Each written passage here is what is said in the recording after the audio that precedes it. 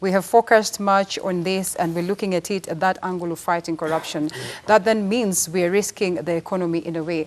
And naturally, it's just right for us to compare. That's why we're talking about India. That's why we're talking about Ghana, Nigeria, Pakistan, all these other countries that at some point in time have been successful or have demonetized their funds at some point in time or their currency. And immediate, comparison would be Zimbabwe. In my own thinking, because then again, we look at how they're grappling with their very own, economy and looking at the question of their currency. For a moment, over a decade ago, they tried all the best they could to abandon the dollar, circulation of dollar and use of dollar within their very own country. But up until today, they've not been able to do that simply because you look at their local currency, it's wavering day in, day out. The bonds are not able to be sufficient enough to a point that today, they're calling upon the president, just bring it back the dollars. We cannot afford to do with the bonds. We cannot afford to work or trade or even have the bond in circulation because it's not good enough. It's not doing us any good. Do you foresee a situation whereby we're going to risk our economy, our very own local currency, to a point whereby we might actually fall into that ditch that Zimbabwe fell into?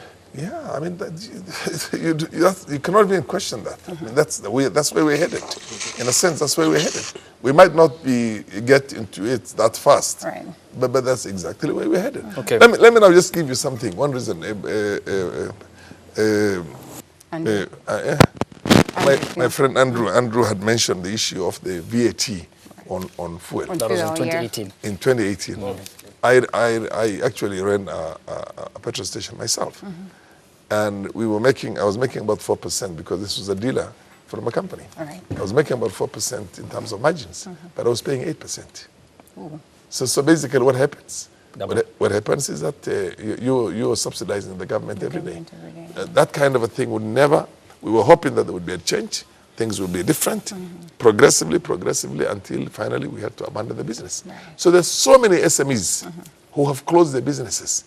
The people who used to import in here, textile, importing cooking oils, importing all those consumables, have had their containers held for all the flimsiest reasons, including no reason at all, in the ICDs for the last 1.5 years, until the president himself went the other day and said, you must get rid of this backlog. Yeah. But after when? You have already, all those businesses have gone bust. Right. When you've got to pay the demurrage for that, when your money is not earning any money for 1.5 years, you're done.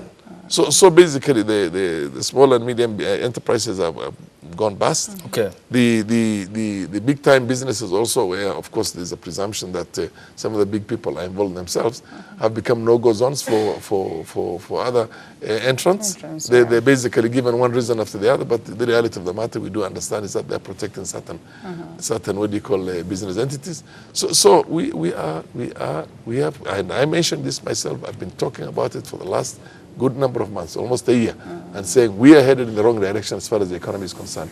And then there's, of course, this debt. How are you going to pay for this debt? Look at the Kenyans who borrowed dollar, and because the Kenyan banks were giving dollar loans, because they're more predictable in a sense. But then look at the Kenyans who have borrowed in dollar. Overnight, they will pay 30% over and above what they had planned to pay before. So many of them are going to go bust. There's no question about that. Yeah. Okay. So we are. I think we're trading on a very basically we're trying to aim at everything, hoping that one of them will be a silver bullet, which is going to give us a magic results. We tried to go for Huduma. We tried to go after these importers and the rest of them and say they're bringing counterfeit goods. We tried, now we have the currency, the fake. I would call it fake because there has never been a serious fight on graft.